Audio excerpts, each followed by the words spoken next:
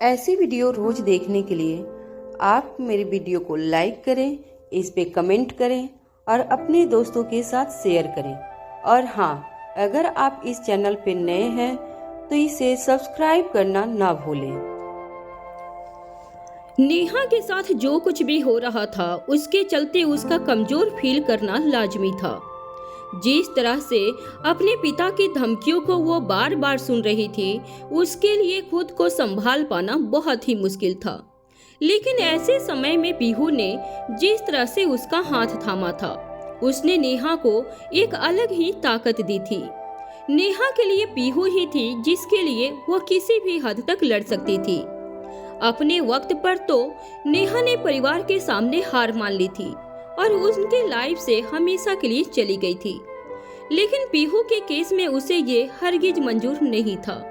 वो नहीं चाहती थी कि पीहू को किसी की डर के रहना पड़े। पीहू का साथ और उसकी हिम्मत देखकर नेहा अब हर चैलेंज के लिए तैयार थी। उस रात उसे नींद जरूर थोड़ी मुश्किल से आई, लेकिन पीहू को देखकर उसने अपने आप को अगले दिन के लिए तैयार कर लिया। यहाँ उसके जवाब ने दिनेश को उसका अगला कदम लेने पर मजबूर कर दिया था। वो तो पहले से ही मिस्टर अहलूवालिया से डील के लिए नेहा को ब्लैकमेल कर रहा था।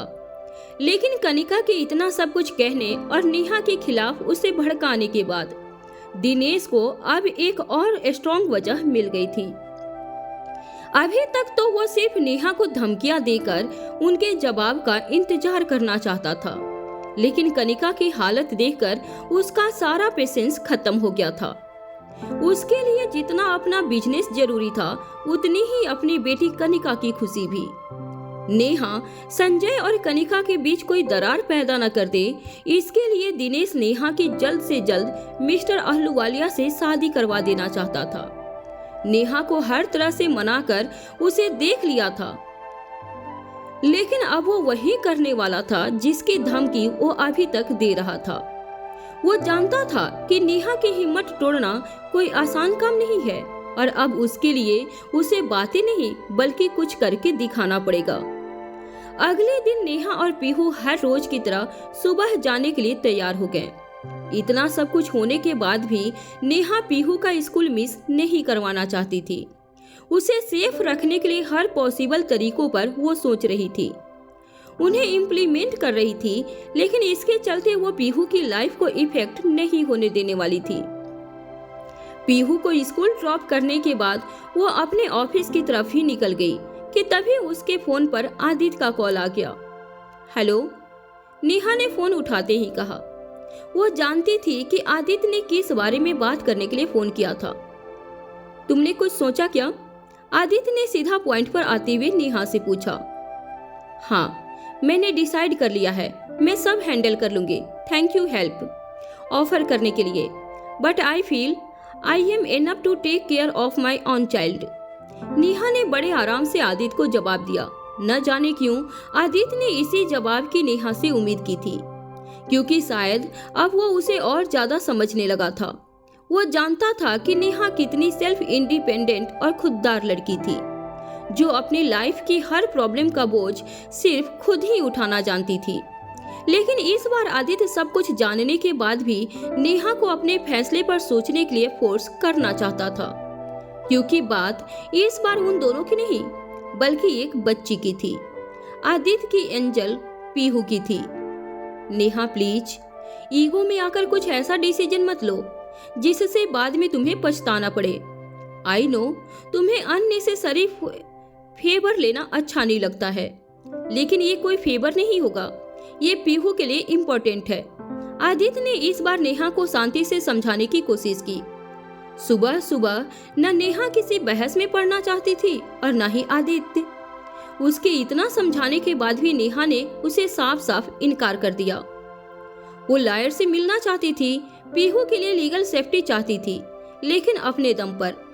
उसने डिसाइड कर लिया था कि वो ये सब करेगी, लेकिन आदित्य की हेल्प के बिना। क्या हम इस बारे में मिलकर बात कर सकते हैं? आदित्य ने एक आखिरी कोशिश करने के लिए नेहा से कहा।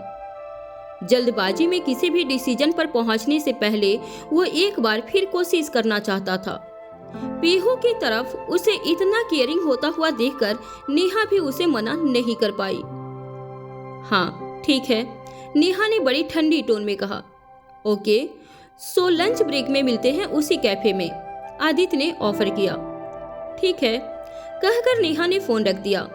उसने डिसाइड तो कर लिया था, लेकिन वो अच्छे से समझती थी कि आदित्य के लिए भी ये डिसीजन कितना इम्पोर्टेंट था।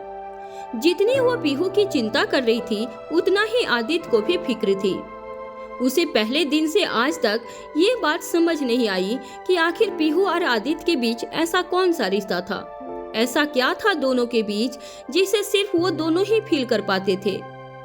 अजनबी होने के बावजूद दोनों ने जिस तरह से एक दूसरे को अपना बना लिया था, उसका कारण खुद वो दोनों भी नहीं जानते थे।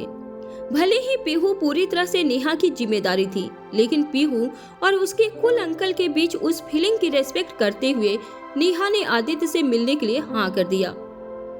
आदित्य ने भी ईगो को साइड में रखकर खुले दिल से आज नेहा से बात की थी। वो नेहा की खुददारी अच्छे से समझता था, लेकिन उसे डर था कि कहीं इसी के चलते नेहा पीहू को किसी खतरे में न डाल दे। यही सोचकर उसने भी एक आखिरी बार नेहा को समझाने की कोशिश में उससे मिलने को सोचा। यहाँ कनिका को अपने डैड पर पूरा भरोसा था। इतना सब कुछ मेलो ड्रामा करने के बाद वो उसे यकीन था कि दिनेश बिल्कुल चैन से बैठने वाला नहीं था। संजय के साथ तो वो बिल्कुल नॉर्मल बिहेव कर रही थी। कल रात जो कुछ भी हुआ उसके बारे में न संजय ने कुछ कहा और न ही कनिका ने पूछा। उसने सोच लिया था कि संजय को नेहा तक जाने से रोकने का दो ही तरीका है, एक तो खुद संजय के पास रहना और दूसरा नेहा को उससे दूर रखना। दूसरे काम पर तो उसने डैड दिनेश लगे ही हुए थे, लेकिन मीनवाइल कनिका संजय को खुद से अलग नहीं करना चाहती थी। जितना ज्यादा हो सके वो उसी के साथ टाइम स्पेंड करना चाहती थी। कल रात कैफे में जिस तरह से नेहा ने आदित्य की साइड लेते हुए संजय को उल्टा जवाब दिया था, ये देखकर संजय का ईगो पूरी तरह से हिल गया था। उसे गुस्सा आ रहा था खुद पर कि वो नेहा के आगे पीछे घूमता रहता। जिस तरह से उसके मन में नेहा के लिए फिर से सॉफ्ट कॉर्नर पैदा हो गया था, उतनी ही तेजी से उसके मेल ईगो ने फिर से नेहा को कसूरवार ठहरा दिया था। संजय ने अब सोच लिया था कि वो नेहा की तरफ मुड़ कर भी नहीं देखेगा। उसके हिसाब से नेहा की अकड़ तोड़ने के लिए कनिका और डैड दिनेश जो कर रहे थे वो बिल्कुल सही था। दिमाग में ये सब सोचते हुए वो चुपचाप अपने घर के डाइनिंग पर बैठकर नाश्ता किए जा रहा था। Baby, are you okay? बड़े गुस्से में लग रहे हो क्या? सब ठीक है क्या? कनिका ने उसके ऑफ मूड का फायदा उठाते हुए पूछा और उसके कंधे पर हाथ रखकर अपना प्यार जाहिर किया। हाँ, I am good, perfectly fine, मुझे क्या होगा? संजय ने नैपकिन से अपना हाथ पोंछते हुए कहा और चेयर से उठ गया। उसकी आवाज में कई दिनों के बाद एक कड़कपन देखकर कनिका को अच्छा लग रहा था। आज कई दिनों के बाद संजय कनिका को अपसेट और कंफ्यूज नहीं, बल्कि पहले जैसा सख्त और फोकस्ड साउंड कर रहा था। वो दीदी के बारे में तो तुम्हें मैंने बताया ही था। डैड उससे कई बार बात करने की कोशिश कर चुके हैं, पर वो मानने को तैयार ही नहीं है। कनिका ने जानबूझकर नेहा के मैटर पर बात छेड़ दी ताकि वो संजय का रिएक्शन देख सके। हाँ, आई नो, मान जाएगी तो उसके लिए ही अच्छा होगा, और वैसे भी आई डोंट केयर, कहकर संजय ने एक अजीब सी मुस्कान के साथ कनिका को देखा और वहां से ऑफिस जाने के लिए तैयार हो गया। संजय के मुंह से ये सुनकर कनिका के दिल को जो सुकून मिला था उसे वो ठीक से एक्सप्रेस भी नहीं कर पा रही थी। खुशी के कारण वो कहना तो बहुत कुछ चाहती थी, लेकिन उसकी निगाहें संजय के ऊपर से हट ही नहीं रही थी। उसे ऐसा लग रहा था जैसे नेहा के लिए संजय के मुंह से ऐसा कुछ सुनने के लिए उसके कान तरस गए थे। मैं निकलता हूँ, शाम को मिलते हैं, संजय ने मुस्कुराते हुए कहा और कनिका को गले लगा लिया। कनिका को इस पल में यकीन नहीं हो रहा था कि एक ही रात में संजय में इतना बदलाव कैसे आ गया था। वो मन ही मन खुद से कहने लगी, क्या बात है, कल जो मैंने किया उसका असर इतनी तेजी से संजय तक हो गया, ये तो मैंने सोचा ही नहीं था। देख लो दीदी, डैड ने तुम्हें शादी के मनाने की कोशिश क्या शुरू की? यहाँ तो संजय खुद ब खुद लाइन पर आ गया। वजह चाहे जो भी हो, मुझे उससे क्या? संजय दीदी से नफरत करके मुझसे प्यार करता है। मेरे लिए तो यही इम्पोर्टेंट है। संजय अपने ऑफिस निकल गया और आज कई दिनों के बाद कनिका रिलैक्स्ड होकर अपने घर निकल गई। आज उसके दिमाग में पिछले कुछ दिनों की तरह संजय को लेकर कोई बर्डन नहीं था, लेकिन फिर भी वो किसी तरह का कोई रिस्क नहीं लेना चाहती थी। उसे इस बात पर भरोसा नहीं था कि संजय का मन दोबारा नहीं पलटेगा। उसने ठान लिया था कि अगर संजय का नेहा के ख्याल से पीछा छुड़ाना है तो उसके लिए नेहा की शादी करवानी ही होगी। जितने सालों तक संजय और नेहा का साथ था, कनिका को इस बात पर जरा भी शक नहीं था कि संजय का झुकाव किसी भी वक्त नेहा की तरफ जा सकता है। स्पेशली तब अगर उसको पता चल गया कि उस रात गलती नेहा की नहीं थी, बल्कि सब कुछ कनिका का प्लान था। उसने घर आते ही सबसे पहले अपने डैड से आगे के प्लान के बारे में बात की, जिसके बाद उसे ये जानकर बहुत सुकून मिला कि दिनेश नेहा के सामने एक बड़ी मुसीबत पैदा करने वाला था। ऑफिस में भी नेहा के मन में बार बार तरह तरह की चिंताएं घूम रही थी, लेकिन उसने बड़ी मुश्किल से खुद को काम में इन्वॉल्व कर रखा था। ऑफिस में जिस तरह से ले ऑफ चल रहे थे, नेहा के लिए काम अच्छा करना बहुत जरूरी था। इस वक्त पर फाइनेंशियली अनस्टेबल होना वो जरा भी अफोर्ड नहीं कर सकती थी। पीहू के लिए लॉयर्स से मिलना, उसे सिक्योर करना, इन सब के लिए पैसों की जरूरत थी, और ये तभी पॉसिबल था जब उसके पास ये वाली जॉब रहे। लंच ब्रेक होते ही उसके पास आदित्य का कॉल आ गया, जिसके बाद वो तुरंत वहां से कल वाले पैराडाइज कैफे के लिए निकल गई। वहां पहुंचते ही उसने देखा कि आदित्य वहां पहले से ही मौजूद था। कल वाली ही कैबिन में आज भी वो नेहा का वेट कर रहा था। उसके केबिन में पहुंचते ही आदित्य ने फोन से अपनी नजर ऊपर उठाई और नेहा को देखा। एक सिंपल से फॉर्मल कुर्ते और जीन्स में नेहा काफी स्मार्ट नजर आ रही थी। उसके लंबे बालों का बंधा हुआ जूड़ा उसके फॉर्मल लुक को और भी निखार रहा था। आदित्य ने उसे देखते ही स्माइल करके उसे हाय कहा और उसे बैठने का इशारा किया। हाय, बोलो आदित्य, क्यों बुलाया है? मुझे लगा था मैंने तुम्हें अच्छे से समझा दिया है, नेहा ने बड़े आराम से कहा।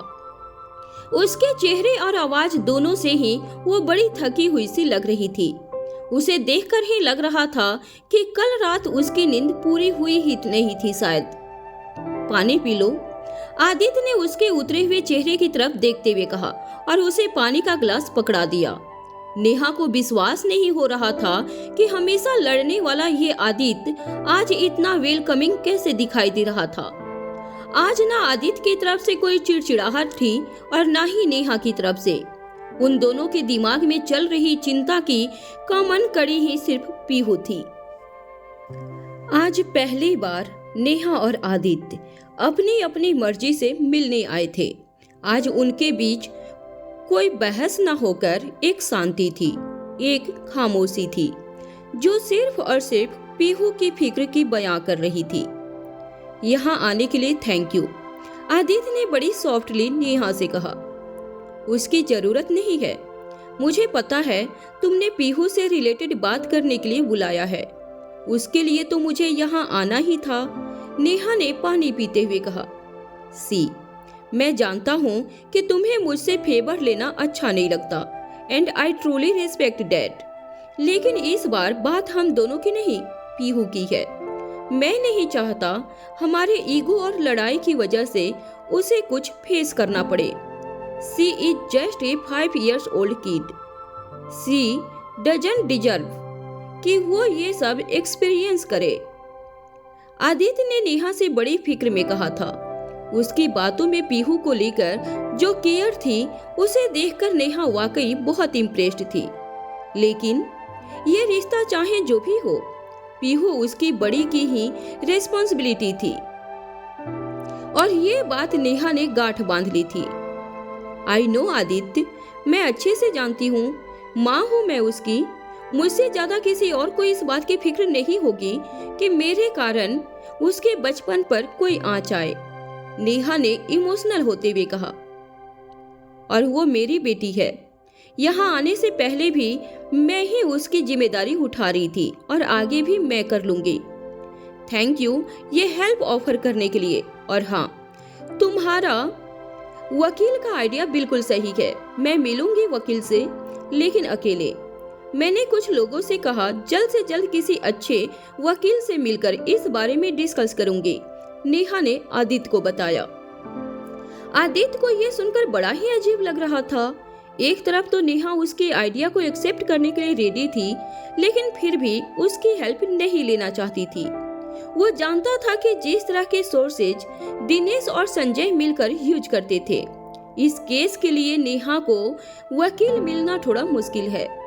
लेकिन ये बात उसे वो किस तरह से समझाए, उसे समझ नहीं आ रहा था। तुम क्यों नहीं समझ रही हो नेहा? तुम्हारी रिस्पॉन्सिबिलिटी मैं तुमसे नहीं ले रहा, मैं सिर्फ पीहू के लिए कंसल्ट हूँ। आई नो हमारे बीच जिस तरह की लड़ाइयाँ हो चुकी है, तुम्हारा मन नहीं है मुझसे फेवर लेने का, लेकिन इस बार प्लीज हमारी लड़ाई को साइड में रखकर पीहू के बारे में सोच लो। हम लोगों के बीच जितने भी कड़वाहट है, उसका भुगतान पीहू क्यों भरे? थिंक। आदित्य ने फिर एक बार नेहा को समझाने की कोशिश की। न जाने क्यों इस बार वो पीहू के लिए पीछे हटने के बारे में सोच भी नहीं पा रहा था। उसका बस चलता तो वो पीहू के लिए किसी से कुछ पूछता भी नहीं और वही करता जो उसे ठीक लगता।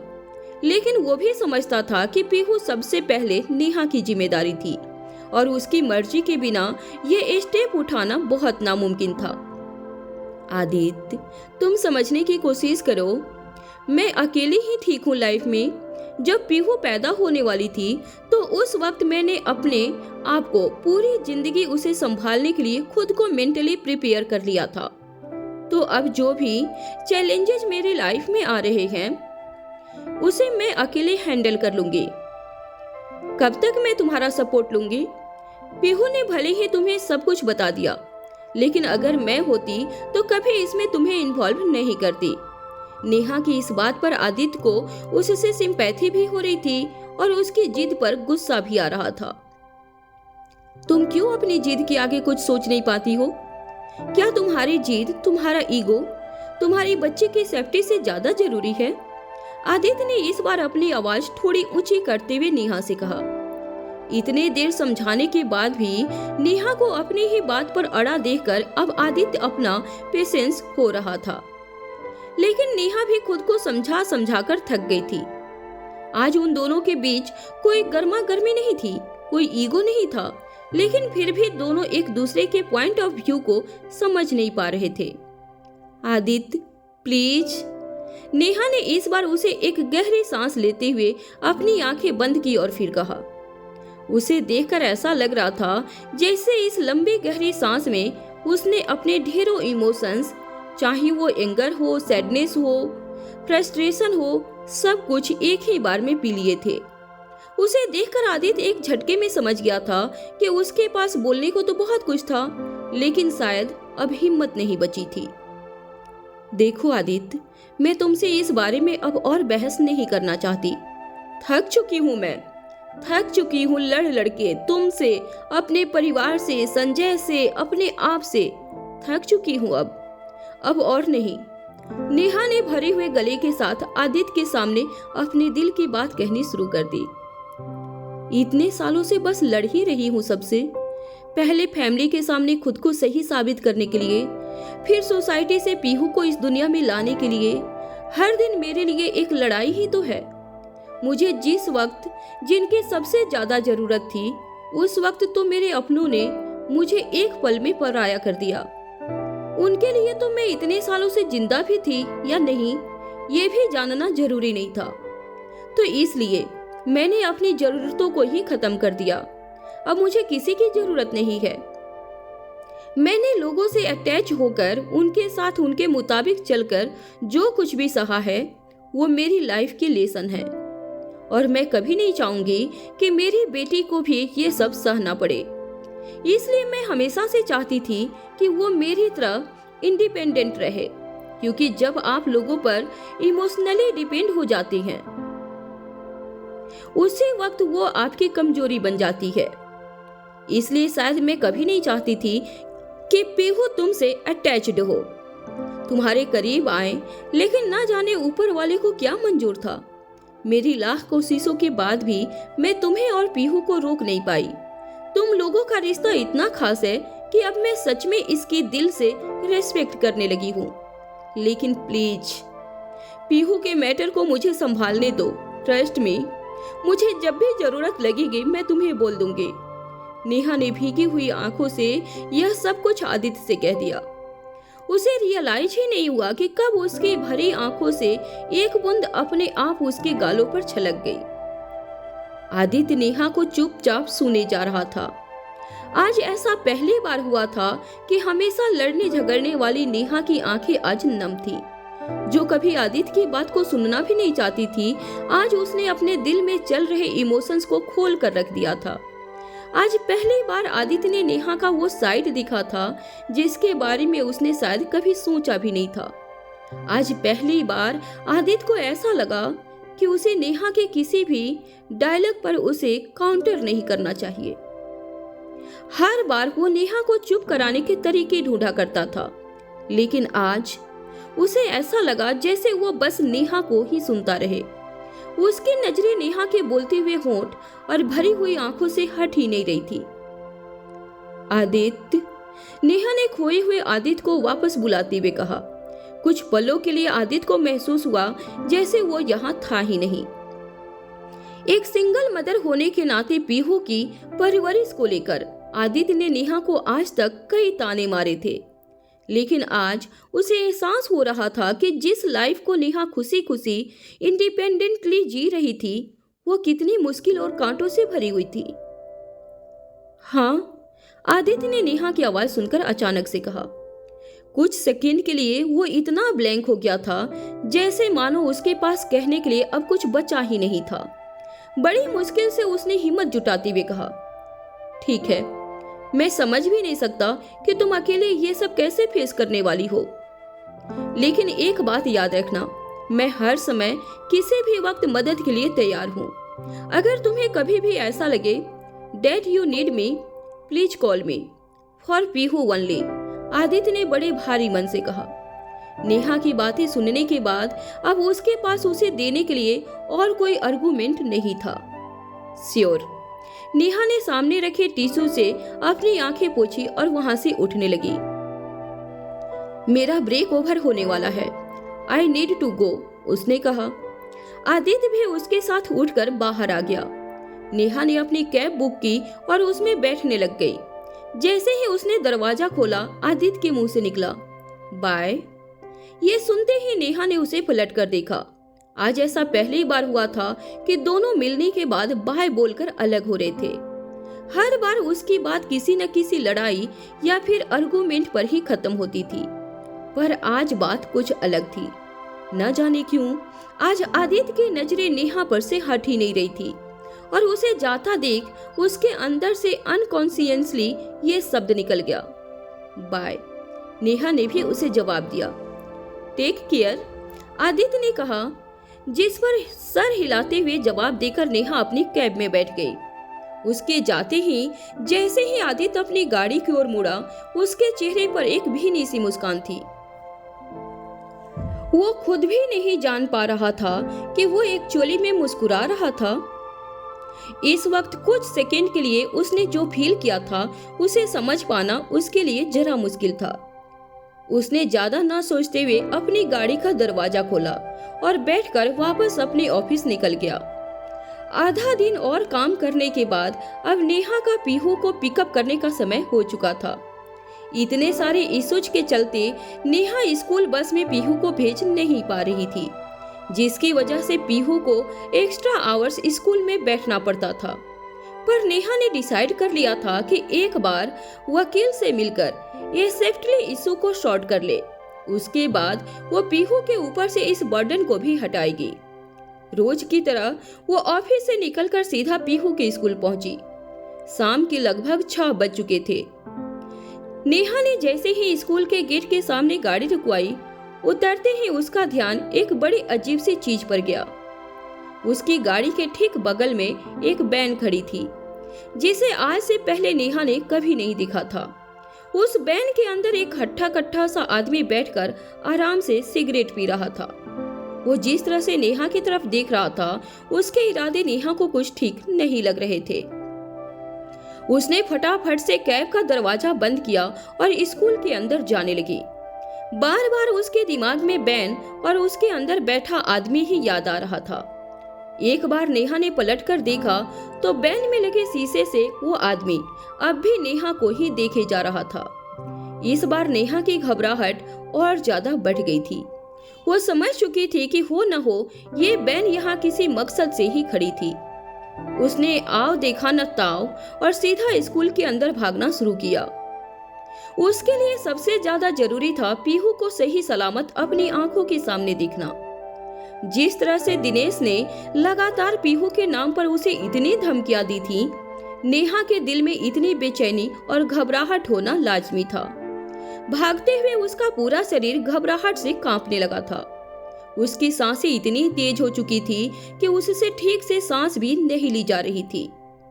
जैसे ही वो ऑफिस के सामने पहुंची, वहां बैठे गार्ड ने उससे कहा, अरे मैडम आराम से, आप ठीक तो हैं? क्या हो गया?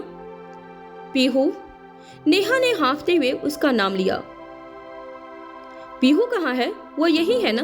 ठीक है ना? वो कहाँ है? वो बुलाइए उसे जल्दी। नेहा ने अपनी कमर पर हाथ रखकर हाँफते हुए कहा। पीहू तो निकल गई आज, गार्ड ने बताया। निकल गई? पर कहाँ? किसके साथ? क्या कह रहे हैं ये आप? गार्ड की बात सुनकर नेहा अपना आपा खो चुकी थी। उसने चिल्लाते हुए गार्ड से एक के बाद एक कई सवाल किए। गार्ड ने बताया, उसके नाना जी का कॉल आया था। आप भी तो थे कॉल पर। आप लोगों ने ही तो बोला था कि आज घर में एक फंक्शन है, आप नहीं आ पाएंगे तो पीहू को किसी और के साथ भेजने के लिए। जिस बात की चिंता पिछले कुछ दिनों से नेहा और आदित्य को सता रही थी, आखिरकार वो घड़ी नेहा के सामने आ चुकी थी। स्कूल पहुंचते ही उस अजीब सी वैन में एक गुंडे जैसे दिखने वाले व्यक्ति को देखकर पहले ही नेहा समझ गई थी कि कुछ ठीक नहीं है, और उसके इस शक पर यकीन की मुहर तब लग गई जब गार्ड ने उसे पीहू के बारे में बताया। चली गई? क्या चली गई? मतलब कहाँ चली गई? आप होश में तो हैं? क्या बोल रहे हैं आप? नेहा ने गार्ड की बातों का जवाब सर पकड़ते हुए दिया। अरे मैडम, फोन पर आप भी तो थी उसके नाना जी के साथ। आप ही ने तो कहा था कि आज उनके घर पर कोई फंक्शन है, तो आप वहाँ बिजी हैं, इसलिए आप लोगों ने किसी आदमी को भेजा है पीहू को पिकअप करने के लिए। गार्ड ने बड़े विश्वास के साथ ये सब नेहा को बताया। उसकी बातें सुनते ही नेहा के हाथ पांव ठंडे पड़ चुके थे। उसे लगने लगा था कि उसके पिता दिनेश ने वो कर दिखाया जिसकी धमकी वो उस रात उसे देकर गए थे। उसके दिमाग ने काम करना बंद कर दिया था और इस वक्त उसके सामने सिर्फ वो एक गार्ड ही था जिससे वो पूछताछ कर सकती थी। किससे पूछकर आप लोगों ने पीहू को उन आदमियों के साथ भेज दिया? मैंने बार बार ये रिक्वेस्ट की थी कि मेरे अलावा पीहू को किसी के भी साथ नहीं भेजना है, तो आप लोगों ने इतनी बड़ी गलती कैसे की? नेहा ने चिल्लाते हुए कहा। पता नहीं कहाँ होगी, किस हाल में होगी, उसे कहाँ लेकर गए होंगे। हे भगवान! नेहा की घबराहट और उसके चेहरे से टपकता पसीना देखकर अब गार्ड को भी चिंता होने लगी थी। उसे तो अभी तक एक सांस भी नहीं था कि उससे कितनी बड़ी गलती हो गई थी। नेहा की हालत देखकर उसे भी अंदाजा हो गया था कि पीहू किडनैप हो चुकी थी। जो लोग उसे लेने आए थे वो नेहा के आदमी नहीं थे, पर इतनी बड़ी गलती उससे हुई कि इसलिए क्योंकि उसने फोन पर बात कर रही कनिका को नेहा समझ लिया था। दरअसल कनिका ने अपने डैड दिनेश के साथ मिलकर ये पूरा खेल एक्सक्यूज किया था। फोन पर अपना नाम गार्ड को नेहा बताकर उन लोगों ने यकीन दिला दिया कि वो पीहू को सेफली ही घर भेजवा रहा है। गार्ड ने सब कुछ ठीक से याद करके एक एक डिटेल्स नेहा को बतानी शुरू की। मैडम, मुझे पता होता कि कॉल पर आप नहीं हैं, तो मैं कभी भी उस बच्ची को अनजान लोगों के साथ नहीं भेजता। गार्ड को अब अपने किए पर बहुत पछतावा हो रहा था, लेकिन शायद अब देर हो चुकी थी। नेहा अब यहाँ खड़े होकर और वक्त जाया नहीं करना चाहती थी। उसने अपने होश संभालते हुए गार्ड से पूछा, कितनी देर हुई उन्हें यहाँ से निकले हुए? किस तरफ गए हैं वो लोग? कुछ देखा आपने? कुछ याद है? गाड़ी नंबर वगैरह कुछ भी? प्लीज बताइए, नेहा ने घबराते हुए पूछा। सॉरी मैडम, मैं तो यहीं खड़ा था, बाहर तक गया ही नहीं कि उनकी गाड़ी देख पाऊं। लेकिन हाँ, आपके आने से जस्ट पहले ही वो लोग यहाँ से निकले हैं। अभी ज्यादा देर नहीं हुई है। जैसे ही आप आई उससे ठीक पहले ही वो पीहू को लेकर यहाँ से निकले हैं। गार्ड की इस बात को सुनकर नेहा का शक पूरा उस वैन पर बैठे आदमी पर पड़ा। वो समझ गई थी कि हो न हो पीहू को वो लोग उसी वैन में लेकर गए थे। पर वो वैन तो जब मैं अंदर आई तब भी वही खड़ी थी। इसका मतलब उस वक्त तक लोग यहाँ से निकले नहीं थे और मैंने किसी को बाहर जाते देखा नहीं। तो फिर कहाँ गए वो लोग? कहीं उन्होंने कोई पीछे का रास्ता तो नहीं चुना? नेहा खुद के ही दिमाग में तरह तरह के रास्ते निकाल रही थी और पूरी सिचुएशन को सुलझाने की भरपूर कोशिश भी कर रही थी। और वो करती भी क्या, उसकी अपनी बेटी किडनैप हो गई थी। सबसे पहले तो वो खुद उसे ढूंढने की शुरुआत करना चाहती थी, जिसके लिए बहुत से डॉट्स वो खुद ही कनेक्ट कर रही थी। उस पूरी पिक्चर और टाइमिंग को अपने दिमाग में बैठाकर नेहा वापस मेन गेट की तरफ भागने लगी, ताकि वो देख सके कि कहीं वो वैन अब भी तो बाहर नहीं खड़ी है। जैसे ही उसने उस ओर भागना शुरू किया, स्कूल के सेंट्रल गार्डन में से काम कर रहे गार्डनर की आवाज सुनाई दी। अरे मैडम, किसे ढूंढ रही हैं? ये आवाज सुनते ही नेहा ने खुद को रोक लिया। पलटकर देखा तो वहाँ एक साधारण सा दिखने वाला आदमी गार्डन की सफाई कर रहा था। पीहू को, मेरी बच्ची 5 साल की है, इतनी बड़ी है, 2 चोटी करती है। नेहा ने अपने हाथों के इशारे से पीहू का कद उस अनजान व्यक्ति को समझाया। उसकी बेचैनी और घबराहट इतनी चरम सीमा पर थी कि उसकी जुबान खुद ब खुद लड़खड़ाने लगी थी। न जाने क्यों ये अनजान आवाज सुनकर नेहा के मन में एक उम्मीद जाग गई थी। हाँ, मैं समझ गया, वही ना जो रोज शाम को घर जाती है, आप उसे लेने आती हैं। मैं देखता हूँ रोज उसे ले जाते हुए, गार्डनर ने बड़े आराम से कहा। हाँ, वही। आपने देखा है क्या उसे? आप जानते हैं वो कहाँ गई है, किस तरफ गई है, कब बाहर निकली है वो? इस उम्मीद की किरण को देखते ही नेहा ने फिर एक बार सवाल शुरू हो गए थे। उसने हड़बड़ाते हुए वो सब कुछ पूछ लिया जिससे पीहू के बारे में कुछ भी जानकारी मिल सके। अरे, पर वो तो अभी तक निकली ही नहीं है, यही स्कूल में है, गार्डनर ने बताया। क्या? नेहा ने फटी आंखों के साथ पूछा। गार्डनर की बात ने अब उसके मन में पीहू के मिलने की उम्मीद को और बढ़ा दिया था। हाँ मैडम, वो आदमी उसे बाहर लेकर तो जा रहा था, लेकिन गुड़िया को बाथरूम जाना था, इसलिए वो अभी थोड़ी देर पहले ही वॉशरूम की तरफ गई है, गार्डनर ने बताया। जी, किस तरफ? नेहा ने तुरंत अगला सवाल किया। अब वो एक भी पल और वेस्ट नहीं कर सकती थी। उसे पता था कि जब तक पीहू स्कूल कैंपस के अंदर थी उसे ढूंढना आसान था, लेकिन एक बार अगर वो लोग उसे लेकर बाहर चले गए तो उसके लिए उसे ढूंढना बहुत मुश्किल हो जाएगा। जी, यहाँ से सीधा जाकर राइट लेंगी तो वहाँ एक गर्ल्स वॉशरूम आएगा। मैंने उन लोगों को वहीं जाते हुए देखा था, गार्डनर ने बताया। जी, thank you so much. Neha ने अपने हाथ जोड़ते हुए उसे धन्यवाद कहा। उस गार्डनर को शायद खुद भी नहीं पता था कि उसने नेहा की कितनी बड़ी मदद की थी। नेहा झट से उसकी बताई हुई डायरेक्शन में भागने लग गई। उसे देखकर गार्ड ने भी उसके पीछे जाना शुरू किया। उसकी ही गलती की वजह से इस वक्त पीहू मिसिंग थी और इसे सुधारने के लिए उसे नेहा की मदद करना ही सबसे सही लगा था। सीधे जाकर राइट मुड़ते ही नेहा ने सामने देखा तो वहां सच में एक गर्ल्स वॉशरूम था। नेहा की नजर जैसे ही उस पर पड़ी, उसने देखा कि वहां एक लंबा चौड़ा आदमी वॉशरूम के बाहर खड़ा हुआ था। ऐसा लग रहा था जैसे वो किसी की रखवाली कर रहा था। उसकी कद काठी देखकर नेहा को तो वो बैंड में बैठे व्यक्ति से कुछ खास अलग नहीं लग रहा था। ये नजारा देखते ही नेहा समझ गई थी कि पीहू उसे वॉशरूम के अंदर थी, जिसके बाहर वो गुंडे जैसा दिखने वाला आदमी खड़ा था। बिना देरी किए नेहा ने उसे वॉशरूम की तरफ भागना शुरू किया। वहां पहुंचते ही उसने दरवाजा जोर से खटखटाया और कहा, पीहू।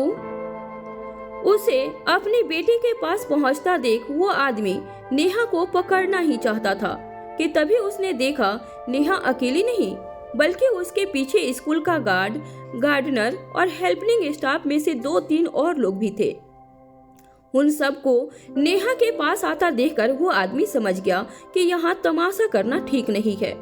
वो चाहकर भी नेहा को रोक नहीं पा रहा था दरवाजा खटखटाने से। उसे अपनी तरफ आता और फिर वहीं रुकता हुआ देखकर नेहा का गुस्सा अब उसकी आंखों में साफ साफ झलक रहा था। जिस हिम्मत और गुस्से से वो उस आदमी को देख रही थी वो समझ गया था कि अब उसका प्लान फेल हो चुका है। लेकिन नेहा इस वक्त पीहू को सही सलामत अपनी गोद में उठाना चाहती थी। उसके लिए इस वक्त सबसे ज्यादा जरूरी था पीहू को अपनी आंखों से सेफली देखना। पीहू, दरवाजा खोलो बच्चा, बड़ी आई है आपको लेने। नेहा ने एक बार नहीं बार बार यही कहकर दरवाजा खटखटाया और थोड़ी ही देर के बाद अंदर से पीहू के चिल्लाने की आवाज आई, बड़ी आप आ गए हो क्या? उसकी आवाज ने नेहा को एक ऐसी गहरी सांस दी थी जिसे वो न जाने कब से रोके हुई थी। अपनी बच्चे की आवाज सुनकर नेहा की आंखों से अपने आप आंसू बहने शुरू हो गए थे। ऐसा लग रहा था जैसे इतनी देर का पैनिक, गुस्सा, फिक्र सब कुछ एक साथ उसके आंसुओं में निकल रहा था। इतनी देर पीहू के मिसिंग होने पर नेहा के मन में न जाने कैसे कैसे ख्याल आ रहे थे। इतनी सी देर में उसने पीहू को खोने को एक्सपीरियंस कर लिया था। लेकिन ये सारे थॉट्स पीहू की आवाज सुनते ही शांत हो गए थे। हाँ हाँ मेरा बच्चा, मैं आ गई हूँ, दरवाजा खोलो। नेहा ने रोते हुए अपने दोनों हाथों को दरवाजे पर टिकाते हुए कहा। पीहू ने अपनी बड़ी की आवाज सुनते ही दरवाजा खोला और उस पल में नेहा के साथ साथ उसके पीछे खड़े लोगों की भी आंखें गीली हो गई। नेहा ने उसी वक्त अपने घुटनों पर बैठकर पीहू को गले लगा लिया। पीहू को सीने से लगाकर नेहा समझ गई कि इतनी देर में सिर्फ नेहा ही नहीं बल्कि पीहू भी बड़ी घबराई हुई थी। जिस तरह से नेहा को पीहू से बिछड़ने का डर लगा हुआ था, ठीक उसी तरह से पीहू को भी डर था कि आज नेहा उसे लेने आ पाएगी या नहीं। आप ठीक तो हो? कुछ हुआ तो नहीं ना? नेहा ने पीहू के चेहरे को, हाथ पैर और उसके पूरे शरीर को ऊपर से देखते हुए कहा। हाँ बड़ी, मैं बिल्कुल ठीक हूँ। मैं तो जानबूझकर बाथरूम में छुप गई थी। जब ये बिग अंकल मुझे लेने आए मैं तभी समझ गई थी कि ये बैड हैं। मैं तो गार्ड अंकल को मना भी करने वाली थी, लेकिन ये बिग अंकल मुझे बार बार घूर के डरा रहे थे, इसलिए मैंने कुछ नहीं कहा गार्ड अंकल से। पर फिर मैं बाथरूम के बहाने यहाँ आ गई और यहीं छुप गई। मुझे पता था कि आप मुझे लेने आने ही वाले हो। पीहू ने बड़ी हिम्मत के साथ अपने साथ हुई एक एक बात नेहा और वहाँ खड़े सभी लोगों को बताई। दिनेश के भेजे हुए उस आदमी की अब इतनी हिम्मत नहीं हो रही थी कि वो सर उठाकर किसी को देख सके। अगर नेहा और पीहू अकेली होती तो वो उन पर हमला करने से पहले सोचता भी नहीं और शायद पीहू सच में दिनेश के प्लान का शिकार हो गई होती। लेकिन किस्मत से नेहा के साथ स्कूल का सपोर्टिंग स्टाफ भी खड़ा था और उन लोगों के सामने उस आदमी की हिम्मत नहीं थी कि वो पीहू को हाथ भी लगा सके। I am so proud of you, Neha ने पीहू से कहा। उसे हमेशा से पता था कि पीहू बहुत ही स्मार्ट है, लेकिन आज जिस तरह से उसने इस मुश्किल घड़ी में अपने दिमाग का इस्तेमाल करके खुद को सेव किया था, नेहा को दिल से उस पर गर्व हो रहा था। उसे यकीन ही नहीं हो रहा था कि एक 5 साल की बच्ची इतनी स्मार्टली सोच सकती है। और सिर्फ नेहा ही नहीं, उसके पीछे खड़े लोगों ने भी पीहू की इस हिम्मत के लिए तालियां बजा दी। और तुम क्या, किसने भेजा है तुम्हें यहाँ? अभी पुलिस को बुलाते हैं, सब उगल देगा, गार्ड ने उस आदमी से कहा। आसपास खड़े लोगों का गुस्सा उस आदमी पर फूटा और उन्होंने बिना देरी किए बस उसे मारना शुरू कर दिया। नेहा ये सब अपनी आंखों से देख रही थी। एक पल को तो उसे पीटता हुआ देखकर नेहा को सुकून भी मिल रहा था, लेकिन दूसरी तरफ वो ये जानती थी कि उसके पिता को रोकने का ये तरीका नहीं था। उस आदमी की अच्छी खासी लंबाई और ताकत होने के कारण वो लोगों की पिटाई से बच निकला और अपनी वैन में बैठकर वहां से भाग गया। थैंक यू सो मच हमारी हेल्प करने के लिए, नेहा ने उन सभी लोगों से हाथ जोड़कर कहा और वहां से पीहू को लेकर निकल गई। दिनेश की धमकियों के बाद नेहा और आदित्य को जिस बात का डर था उसे आज नेहा ने बहुत ही करीब से जिया था। उसने सोचा भी नहीं था कि उसके वकील से मिलने से पहले ही दिनेश ये सब कुछ कर देगा। आज उसने आदित्य से पीहू को बचाए रखने का जो वादा किया था, उस वादे को एक दिन भी पूरा न कर पाने की वजह से नेहा को खुद पर बहुत गुस्सा आ रहा था। उसे बार बार यही लग रहा था कि वो तो पीहू ने एंड मोमेंट पर स्मार्टनेस दिखाकर खुद को बाथरूम में बंद कर लिया था, अदरवाइज आज ना जाने कौन सी अनहोनी हो जाती। हर पल उसे ये गिल्ट हो रहा था कि उसके प्रॉब्लम्स की वजह से पीहू को वक्त से पहले ही बड़ा होना पड़ रहा है। क्या क्या झेलना पड़ रहा है। उन आदमियों के स्कूल से भाग जाने के बाद नेहा भी पीहू को लेकर बाहर निकल आई। उसने गार्ड को अच्छे से समझा दिया था कि चाहे कुछ भी हो जाए, पीहू को कभी भी किसी अनजान व्यक्ति के साथ नहीं भेजना है। इतना सब कुछ होने के बाद वो स्कूल के लोगों को भी समझ आ गया था कि नेहा की सिचुएशन ठीक नहीं है और ऐसे में पीहू को ज्यादा केयर और प्रोटेक्शन की जरूरत है। कैब बुक करते ही नेहा और पीहू घर की तरफ निकल पड़े। जब से नेहा ने पीहू को देखा था, उसके नन्हे हाथों को उसने अपने हाथों से अलग ही नहीं किया था। जहां पीहू अब अपनी बड़ी को अपने पास देखकर काफी रिलैक्स्ड थी, वहीं नेहा का मन बिल्कुल भी शांत नहीं था। पूरे रास्ते उसकी पीहू से बात करने की हिम्मत भी नहीं हुई थी। आज जो कुछ भी हुआ उसके लिए नेहा खुद को भी पीहू का कसूरवार समझ रही थी। वो समझ नहीं पा रही थी कि पीहू से वो किस मुंह से माफी मांगे। पूरे रास्ते उसके दिमाग में कई तरह के ख्याल आ रहे थे, जिसमें से सबसे ज्यादा तेज थी आदित्य की आवाज। अपने इंडिपेंडेंस के कारण पीहू को किसी खतरे में मत डाल देना। उसे बार बार याद आ रहा था कि आदित्य ने उसे बहुत समझाया था, कहा था उसे कि उसके जिद का प्राइज पीहू को न भरना पड़े। अगर आज पीहू ने खुद को अंदर बंद नहीं किया होता या फिर मैं नहीं पहुंच पाई होती तो ना जाने मेरी बच्ची अभी किस हालत में होती। नेहा ने अपने ही मन में खुद को कोसते हुए कहा, बड़ी। तभी अचानक पीहू ने अपने एक हाथ को पकड़े नेहा के हाथ पर अपना दूसरा हाथ रखते हुए कहा, क्या सोच रही हैं आप? पीहू ने बड़ी मीठी आवाज में पूछा। नेहा को ऐसा लग रहा था जैसे उसकी यही आवाज उसके सारे स्ट्रेस की थेरेपी थी। वो कितना भी कंफ्यूज्ड या परेशान होकर कहीं खोई हुई क्यों न रहे, पीहू की एक पुकार उसे वापस उसके पास लेकर आती थी। नेहा ने उसकी आवाज सुनते ही अपने आंसुओं को उससे छुपाकर बड़ी चालाकी से पूछा और पीहू को मुस्कुराते हुए देखकर बोली, कुछ नहीं, यही सोच रही हूँ कि आप कितने ब्रेव हो, कितनी स्मार्ट हो। वो तो मैं हूँ, पर आपको इस बात पर खुश होना चाहिए और आप तो इतना सैड हो, पीहू ने नेहा को चिढ़ाते हुए कहा। नेहा जानती थी कि पीहू ये सब जानबूझकर उसका मूड अच्छा करने के लिए कह रही थी। उसके चेहरे की उदासी पीहू झट से भांप जाया करती थी। नेहा उसकी बात का कोई जवाब देती कि उससे पहले उनका घर आ गया। दोनों उतरकर घर के अंदर पहुंचे, जहां जाते ही नेहा ने पीहू को कस के गले लगा लिया था। पीहू को पता नहीं था कि नेहा के मन में क्या क्या चल रहा था, लेकिन वो इतना जरूर जानती थी कि उसकी बड़ी बहुत स्ट्रेस में थी। नेहा चुपचाप बिना कुछ कहे बस रोए जा रही थी। वो कहना तो बहुत कुछ चाहती थी, लेकिन उसे पता था कि पीहू को सब कुछ समझा पाना पॉसिबल नहीं था। इस पल में नेहा सिर्फ अपने मन की बात सीधी पीहू तक पहुंचाना चाहती थी। आई एम सॉरी, बड़ी को माफ कर दो, मैं आपका ख्याल नहीं रख पाई, नेहा ने रोते हुए कहा। बातें तो मैंने बहुत बड़ी बड़ी की थी, लेकिन आपको आपके स्कूल में ही सेफ इन्वायरमेंट नहीं मिल पाया। मेरी वजह से आपको स्कूल में इतनी देर तक रहना पड़ता है। आपके सारे फ्रेंड्स चले जाते हैं, पर आपको शाम तक मेरा वेट करना पड़ता है। बड़ी is really very sorry baby, but I promise कि अब जल्दी ही सब ठीक कर दूंगी। हम इस तरह से अब और नहीं रहेंगे, नेहा सिसकते हुए कही। एक वही तो थी उसकी लाइफ में जिससे वो खुलकर सब कुछ कह सकती थी, और आज उसका दिल इतना भर आया था कि वो खुद को रोक नहीं पाई। अरे आप रोना तो बंद करो, मैं तो बिल्कुल ठीक हूँ। आप क्यों इतनी चिंता कर रही हो? और ऐसे बिग बिग अंकल को तो मैं ऐसे ही डील कर लूंगी। अगर वो मुझे गलती से भी ले जाते ना तो मैं उनके नाक में दम कर देती। पीहू ने नेहा को हंसाने के लिए बड़ी एक्साइटमेंट में कहा। उसने अपने छोटे छोटे हाथों से नेहा के आंसू पोंछे और उसे हंसते हुए देखा।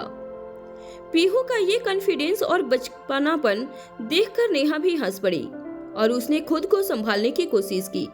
वो जानती थी कि पीहू भले ही जितने भी कॉन्फिडेंट क्यों ना हो, नेहा को सीरियसली अब कुछ करना होगा। अब फ्रेश हो जाओ, बड़ी कुछ कॉल करके फटाफट खाना बनाती है। नेहा ने पीहू के फोरहेड पर किस किया और उसे अंदर भेज दिया। उसने बाहर बालकनी में जाकर अपना फोन निकाला और अपने खास दोस्तों को फोन करना शुरू किया। सबसे पहले उसके जेहन में स्मृति का ख्याल आया। हेलो स्मृति, नेहा ने कॉल लगाते ही कहा। हाय नेहा, कहाँ हो यार आजकल तुम? तुम्हें कितने फोन किए थे मैंने, कुछ ज्यादा बिजी हो क्या आजकल? हाउज पीहू? स्मृति ने इतने दिनों के बाद नेहा की आवाज सुनकर एक साथ उससे कई सवाल कर लिए। हाँ, वो काम में थोड़ा। Pihu is fine. अच्छा सुन, मैंने तुम्हें किसी काम से कॉल किया है, आई नीड हेल्प, नेहा ने कहा। हाँ बोलो, स्मृति ने जवाब दिया। स्मृति नेहा की सबसे खास दोस्त थी। जिस वक्त नेहा सबसे ज्यादा अकेली थी, स्मृति ने उसका सबसे ज्यादा साथ दिया था। इसलिए आज भी नेहा को यकीन था कि स्मृति उसकी जरूर कोई न कोई मदद कर पाएगी। आई नीड ए लायर, अभी तुरंत। तुम्हारे पास किसी का कोई कांटेक्ट है क्या? नेहा ने हड़बड़ाते हुए पूछा। उसकी आवाज से साफ समझ आ रहा था कि वो काफी जल्दी में थी और अब और समय जाया नहीं करना चाहती थी। आदित्य का सजेशन बिल्कुल सही था। ये बात तो वो कल रात ही समझ गई थी, लेकिन सब कुछ वो खुद अकेले बिना उसकी मदद की करना चाहती थी। क्या हो गया, सब ठीक तो है ना? अचानक से लायर? स्मृति ने बड़ी फिक्र में पूछा। नेहा की लाइफ में जो उथल पुथल चल रही थी उससे कुछ हद तक स्मृति वाकिफ भी थी। ऐसे में नेहा का लायर के बारे में पूछना स्मृति के मन में कई सवाल खड़े कर रहा था। मैं तुम्हें बाद में सब कुछ एक्सप्लेन कर पाऊंगी, अभी I just need to contact lawyer, Neha ने जल्दी जल्दी में कहा। उसकी लाइफ में इतना सब कुछ हो चुका था कि एक झटके में स्मृति से सब कुछ शेयर कर पाना बड़ा मुश्किल था। वो जानती थी कि स्मृति बड़ी ही प्रैक्टिकल और सेंसिबल लड़की थी। वो सवालों की झड़ियां लगाने से पहले उसकी हेल्प करने के लिए आगे आएगी। हाँ ठीक है, मैं समझ गई। मेरे डायरेक्ट कांटेक्ट में तो कोई नहीं है, लेकिन मैं पता जरूर कर सकती हूँ। मुझे थोड़ा वक्त दो, स्मृति ने कहा। हाँ, पर प्लीज थोड़ा जल्दी करना। जो भी लायर मिले उससे कहना मुझे अर्जेंटली मिलना है, नेहा ने कहा। हाँ श्योर, तुम स्ट्रेस मत लो, मैं पता करती हूँ, स्मृति ने कहा और फोन रखते ही नेहा के काम में लग गई। उससे बात करने के बाद भी नेहा को चैन नहीं पड़ रहा था। उसने इसी तरह से कुछ और दोस्तों को कॉल किया, लेकिन सबने यही बात कह दी। सबको लायर के बारे में पता करने के लिए वक्त चाहिए था, जो नेहा के पास बिल्कुल भी नहीं था। स्मृति के रिस्पॉन्स का वेट करते हुए नेहा ने फ्रेश होकर डिनर की तैयारी शुरू कर दी। उसे भरोसा था कि अच्छा हो या बुरा, स्मृति आज के आज उसको जवाब तो जरूर दे देगी। यहाँ दिनेश के आदमी जब घर खाली हाथ उसके पास पहुंचे तो दिनेश के गुस्से का ठिकाना नहीं था। यूजलेस, किसी काम के नहीं हो तुम लोग, दिनेश ने उन दोनों आदमियों पर बरसते हुए कहा। स्कूल में उसके साथ जो कुछ भी हुआ उन लोगों ने सब कुछ अच्छे से दिनेश को बताया कि कैसे पीहू उनके हाथ आते आते रह गई थी, कैसे उनके जाल में फंसने के बाद भी पीहू के कारण आज वो लोग खाली हाथ के साथ पीट के भी आ रहे थे। मुझे तो यकीन ही नहीं हो रहा था कि एक छोटी सी बच्ची ने तुम लोगों को बेवकूफ बना दिया। अगर अकल बेच के खा गए हो, दिनेश के पीछे खड़ी कनिका ने उन पर चिल्लाते हुए कहा। किसी के लिए भी ये विश्वास कर पाना जरा मुश्किल हो रहा था कि एक 5 साल की बच्ची ने इतने बड़े गुंडों को बाथरूम का बहाना देकर उल्लू बना दिया था। अरे, उस बच्ची को जोर से आई थी, उसने कहा, और अभी नहीं ले गया तो फिर वो बैन में कर देगी। मुझे मजबूरन उसे वॉशरूम ले जाना पड़ा, लेकिन मैं वहां से एक पल के लिए भी हटा नहीं था, वहीं खड़ा रहा। लेकिन वो बच्ची बाहर निकल ही नहीं रही थी। मैंने बार बार खटखटाकर उसे बाहर बुलाने की कोशिश भी की, लेकिन वो नहीं निकली। दोनों में से एक आदमी ने सब कुछ विस्तार से बताया। मुझे तो समझ नहीं आ रहा है कि मैंने तुम लोगों को पैसे किस बात के दिए थे, पीहू को किडनैप करने के लिए या फिर उसकी ब्रेवरी की कहानियां सुनाने के लिए? दिनेश ने उन पर चिल्लाते हुए कहा। अरे स्टूपिड आदमी, वो एक चालाक बच्ची है। उसने कहा बाथरूम जाना है और तुमने मान लिया। अरे, कितनी मुश्किल से मैंने और डैड ने मिलकर गार्ड को मनाया था, पीहू को तुम लोगों के साथ निकलवाने के लिए कन्विंस किया था, और तुम लोगों ने सब पर पानी फेर दिया। सेम ऑन गाइज, एक बच्ची से बेवकूफ बनकर आ गए। कनिका ने उन्हें और सुनाते हुए कहा। अब खड़े क्यों हो यहाँ? Just get out. दिनेश ने चिल्लाते हुए उन्हें सीधे बाहर का रास्ता दिखा दिया। वो जानता था कि वो और कनिका चाहे जितना मर्जी चिल्ला ले, उनके हाथ से पीहू को किडनैप करके नेहा को ब्लैकमेल करने का एक गोल्डन चांस निकल गया था। अब क्या करेंगे डैड? कनिका ने उन आदमियों के जाते ही दिनेश से पूछा। करना क्या है? फिर से कोशिश करेंगे। अरे, वो बदतमीज बच्ची आज बच गई है, हर बार थोड़ी बच जाएगी। इतनी देर से चुपचाप तमाशा देख रही मंजू ने कनिका और दिनेश से कहा। नहीं, इस बार ये और भी ज्यादा मुश्किल होगा, दिनेश ने कुछ सोचते हुए कहा। हमें आज ही पीहू को स्कूल से निकलवाने के लिए गार्ड्स को इतना मनाना पड़ा। जाहिर सी बात है कि अब स्कूल वाले किसी अनजान आदमी पर भरोसा नहीं करेंगे, और बाकी वक्त नेहा पीहू के साथ इस तरह से रहती है कि उसे किडनैप कर पाना is next to impossible. Dinesh ने कहा। उसे पता था कि पीहू पर इतने करीब खतरे को देखकर अब नेहा और सतर्क हो चुकी होगी। शाम से रात हो गई थी, डिनर भी हो चुका था, लेकिन नेहा के पास अभी तक स्मृति का कोई रिस्पॉन्स नहीं आया था। उससे अब और इंतजार नहीं हो रहा था। उसे हर हाल में कल के कल ही लायर से मिलना था। वो ये सब सोच ही रही थी कि तभी स्मृति का कॉल आ गया। हाँ बोल, कुछ पता चला? फोन उठाते ही हड़बड़ाते हुए नेहा ने पूछा। सॉरी यार, मैंने हर तरह से ट्राई कर लिया। मेरे फ्रेंड का एक लायर दोस्त है, उससे हमने कल की डेट लेने की बहुत कोशिश की, लेकिन वो 3 दिन तक किसी हाई प्रोफाइल केस में बहुत बिजी है। मेरे एक फैमिली लायर हैं, वो भी 1 हफ्ते के लिए इंडिया से बाहर गए हैं। मैंने और भी दोस्तों को बोला हुआ है, लेकिन फ्रैंकली नेहा, मुझे नहीं लगता कल तक किसी का भी अपॉइंटमेंट मिल पाएगा। स्मृति ने अपनी तरफ से पूरी कोशिश करने के बाद बड़ी निराशा के साथ नेहा से कहा। हाँ थैंक यू, मैं देखती हूँ कुछ, कहकर नेहा ने फोन रख दिया। स्मृति उसे कॉल पर रोकने ही वाली थी, लेकिन नेहा अभी कुछ और बात करने की कंडीशन में थी ही नहीं। नेहा की जिद को देखते हुए दिनेश ने जिस तरह की हरकत की थी, उसने पीहू को लेकर नेहा का डर और बेचैनी बहुत ज्यादा बढ़ा दी थी। आज तो पीहू के स्मार्टनेस की वजह से वो बच गई थी, लेकिन इससे पहले कि दिनेश फिर से इस तरह की सिचुएशन खड़ी कर दे, नेहा का पीहू के लिए लायर से मिलना बहुत जरूरी हो गया था। उसके पास किसी लायर का कोई डायरेक्ट कांटेक्ट तो नहीं था, इसलिए उसने बड़ी उम्मीद के साथ सबसे पहले स्मृति को कॉल किया। स्मृति ने अपने बेस्ट फ्रेंड की हेल्प करने की भरपूर कोशिश की, लेकिन अनफॉर्चुनेटली उसके जानने वाले किसी भी लायर से कल की अपॉइंटमेंट नहीं मिल पाई। नेहा लायर से मिलने पर अब किसी भी तरह की देरी नहीं करना चाहती थी। आज जो कुछ भी हुआ था, नेहा उसे सपने में भी दोहराना नहीं चाहती थी। स्मृति का फोन रखते ही उसने अपने दूसरे दोस्तों को मैसेज करके अपडेट लिया, लेकिन किसी से भी कोई पॉजिटिव रिस्पांस नहीं आया था। किसी भी लायर से कल के कल अपॉइंटमेंट मिल पाना मुश्किल था, और अब ये बात नेहा भी अच्छे से समझ गई थी। पीहू को खाना खिलाने के बाद नेहा ने पीहू को रूम में भेज दिया, लेकिन उसके दिल में एक पल के लिए भी सुकून नहीं था। उसे समझ नहीं आ रहा था कि अब क्या करना चाहिए। कौन सा रास्ता है उसके पास पीहू को बचाने के लिए। और बचपन से उसकी आदत थी कि वह जब भी इस तरह की हेल्पलेस सिचुएशन में पड़ती थी उसे दादी याद आती थी। पीहू के अलावा एक वही थी उसकी लाइफ में जिन्हें वो सब कुछ खुल के बता सकती थी। आज फिर नेहा को उनकी सबसे ज्यादा जरूरत महसूस हो रही थी। उसने ज्यादा न सोचते हुए सीधे दादी को कॉल करने के लिए अपना फोन उठा लिया। एक बार तो रात के 10 बज रहे थे ये सोचकर उसने संकोच कर लिया, लेकिन फिर उसे एहसास हुआ कि उसके साथ जो कुछ भी हो रहा था उसे जानने का हक उसकी दादी का सबसे पहले था।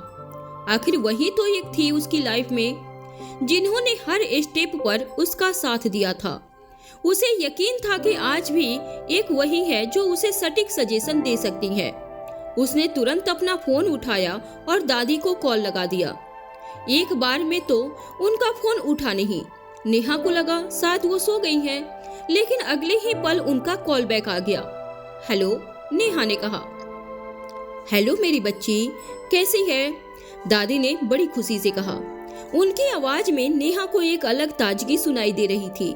ऐसा लग रहा था जैसे वो हरिद्वार में अपने दोस्तों के बीच बहुत खुश थी। मैं ठीक हूँ दादी, आप कैसे हो? कैसा चल रहा है वहाँ पर सब? नेहा ने बड़ी कोशिश करके दादी से ये सारे फॉर्मल सवाल किए। वो भले ही जितना भी नॉर्मल साउंड करने की कोशिश क्यों न कर रही हो, लेकिन दादी ने भी नेहा की एक ही आवाज में उसकी सारी चिंताएं भांप ली थी। जिस हद तक दादी नेहा को समझती थी उनके लिए अंदाजा लगाना मुश्किल नहीं था कि नेहा बिल्कुल भी ठीक नहीं थी। क्या हुआ? कुछ हुआ है क्या? तेरी आवाज में इतनी उदासी। पीहू कैसी है? बात करा मेरी उससे। दादी ने नेहा से सवाल करके तुरंत पीहू को बुलाने के लिए कहा। नेहा की आदत से वो अच्छे से वाकिफ थी। उन्हें पता था कि नेहा आसानी से अपने मन में चल रही परेशानियों को शेयर नहीं करती थी, इसलिए पूरी बात पूछने के लिए उन्होंने झट से पीहू को बुलाने के लिए कहा। वो नहीं जानती थी कि जिस बात से नेहा परेशान थी वो पीहू से ही जुड़ी हुई थी। दादी, पीहू ठीक है, उसे के बारे में कुछ बात करनी है आपसे, नेहा ने दबी हुई आवाज में बड़ी हिम्मत से कहा। उसके बारे में? क्या हुआ उसे? कुछ सीरियस है क्या? अब नेहा की इस आवाज को सुनकर दादी की टेंशन भी बढ़ती जा रही थी। एक तो पहले से ही हरिद्वार में बैठने के बाद भी हर वक्त उन्हें नेहा और पीहू की चिंता लगी रहती थी। आखिरकार वो अपने बेटे दिनेश को सबसे अच्छी तरह से जानती थी। उन्हें पता था कि जितना एक्सट्रीम उसका प्यार हुआ करता था उससे कई ज्यादा एक्सट्रीम उसका गुस्सा और नफरत होती थी। दादी, मैं उसे बचा नहीं पा रही हूँ। नेहा अचानक से इतना कहकर जोर जोर से रोने लग गई। आज तो वो पीहू के कमरे का दरवाजा बंद करके बालकनी की तरफ आ गई थी ताकि पीहू को उसकी कोई आवाज सुनाई न दे। जिस प्यार और अपनेपन से दादी ने उसकी प्रॉब्लम के बारे में पूछा था उसे फील करते ही नेहा एकदम से रो पड़ी थी। ऐसे ही एक फैमिली मेंबर और एक सपोर्ट के लिए नेहा कई बार तरसती थी। बेटा, क्या हो गया? दादी ने नेहा की रोती हुई आवाज सुनकर और घबरा कर पूछा। उनकी सांसें अब तेज होती जा रही थी। उनसे रहा नहीं जा रहा था और फिर न जाने क्या क्या ख्याल उनके मन में आ रहे थे, लेकिन नेहा का रोना ही शांत नहीं हो रहा था। ऐसा लग रहा था जैसे इतनी देर जो हिम्मत उसने पीहू के सामने बनाई हुई थी वो दादी की आवाज सुनते ही एक साथ टूट गई थी। खुद के इमोशंस को उसने अभी तक जितना रोका हुआ था वो दादी की छाया में आते ही अपने आप बिखर गया। शांत हो जा बच्ची और बता तो सही कि हुआ क्या है। ऐसा क्या हो गया है जो तू इतना जोर जोर से रोई जा रही है? देख, अब मेरी घबराहट बढ़ती जा रही है, बता दे जल्दी, दादी ने उसे संभालते हुए कहा। मुझे यकीन नहीं होता कि मेरे पापा इतना बदल गए हैं। वो मेरे बच्चे के पीछे पड़ गए हैं। अगर आज पीहू ना छुपी होती और मैं सही वक्त पर नहीं पहुंचती तो बहुत गलत हो जाता दादी। नेहा ने सिसकते हुए दादी को सब कुछ बता दिया। पिछली बार उसके पिता ने उसके साथ जो किया था उस बात को उसने दादी से छुपा लिया था, लेकिन आज नहीं। आज उसने सोच लिया था कि जिस रिश्ते को बचाने के लिए वो ये सब कर रही थी वो रिश्ता शायद उसके पापा डिजर्व भी नहीं करते हैं। जिस रात वो गुंडों को लेकर उसके घर आए थे, नेहा के मन में उनके लिए सारी फीलिंग्स, इमोशंस को उन्होंने अपने हाथों से कुचल दिया था। तब से लेकर आज तक जो कुछ भी हुआ था, नेहा ने दादी को सब कुछ साफ साफ बता दिया। दादी ने तो अपना सर ही पकड़ लिया और उन्हें यकीन ही नहीं हो रहा था कि उनका बेटा दिनेश इस हद तक गिर गया है। मंजू की संगत में रह रहकर उन्होंने दिनेश को बदलते हुए जरूर देखा था, लेकिन उसका अंजाम ये होने वाला था, वो अपनी ही बेटी का सबसे बड़ा दुश्मन बन जाएगा, ये उन्होंने कभी भी नहीं सोचा था। उस बदतमीज की इतनी हिम्मत कैसे हो गई? रुक, मैं उससे अभी बात करती हूँ। मैं कल के कल वहाँ आ रही हूँ। मैं भी तो देखूं, मेरे होते हुए उसने तुम्हें हार्म करने के बारे में इतना सोच कैसे लिया? वो भूल गया है शायद। मैं आकर याद दिलाती हूँ कि अभी उसकी माँ जिंदा है। दादी ने भरे हुए गले के साथ गुस्से में कहा। नेहा उनकी आवाज सुनकर और परेशान हो गई। दादी, आप शांत हो जाइए। आप इतना गुस्सा करेंगे तो आपका बीपी बढ़ जाएगा। प्लीज आप शांत हो जाइए और पानी पी लीजिए, नेहा ने कहा। अभी तक वो इसलिए शांत थी क्योंकि वो उन्हें हर छोटी बड़ी बात के लिए परेशान नहीं करना चाहती थी, लेकिन इस बार पानी सर से ऊपर चला गया था, तो उसे अपने मन की बात किसी के साथ तो शेयर करनी ही थी। आप कहीं नहीं जाएंगी, वहीं रहेंगी। मैंने आपको यहाँ बुलाने के लिए ये सब नहीं बताया, ना ही पापा से आपको डांट पड़वाने के लिए बताया है। मुझे सिर्फ आपसे बात करनी थी, नेहा ने कहा। तू पागल है क्या? दिनेश यहाँ अपनी ही बेटी से दुश्मनी पर उतर आया है और तू चाहती है कि मैं उससे बात भी न करूं? तो मैं क्या चुपचाप हाथ पर हाथ धरे बैठी रहूं? दादी ने नेहा को डांटते हुए कहा। पीहू जिस तरह से उनकी लाडली थी, उस पर आता हुआ खतरा उसके लिए कोई छोटी या मामूली बात नहीं थी। मैं जानती हूँ कि आप चैन से नहीं रह पाएंगे, लेकिन आपके यहाँ आने पर और पापा से बात करने का कोई फायदा नहीं होने वाला है। जिस तरह से उन्हें मेरी शादी करवाने का भूत सवार है, इस वक्त वो कुछ भी सुनने समझने की हालत में है ही नहीं, और हमारे पास इन सब का समय नहीं है दादी। नेहा ने अब दादी से लायर न मिलने की चिंता जाहिर की। उसने बताया कि इस वक्त सबसे ज्यादा उसके लिए क्या जरूरी है और पॉसिबल नहीं हो रहा है। कुछ देर के लिए तो दादी को भी कुछ समझ नहीं आ रहा था। वो गुस्से में जरूर थी, लेकिन जानती थी कि नेहा सही बोल रही थी।